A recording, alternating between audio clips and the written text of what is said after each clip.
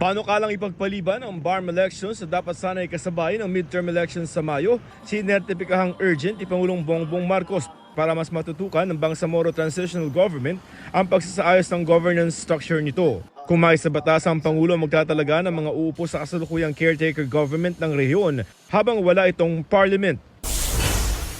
80 paring nagsilbi sa Pilipinas may record umano ng sexual abuse ayon sa bishopaccountability.org. Isang grupo nagmomonitor ng clergy abuse sa buong mundo. Nasa 50 riyan ay mga Pilipino at halos kalahati naman ng pang-abuso ginawa sa Pilipinas.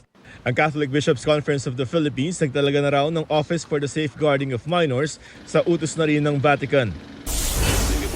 Pagtalakay sa mga panukalang taas sahod, tiniyak ng liderato ng Kamara na pabibilisin. Sinabi yan ni House Speaker Martin Romualdez matapos makapagpulong sa ilang labor groups. Isa sa mga isinusulong sa Kamara ang 200 pesos na dagdag sa minimum na arawang sahod ng mga manggagawa.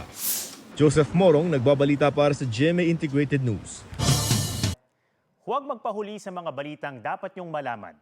Mag-subscribe na sa GMA Integrated News sa YouTube.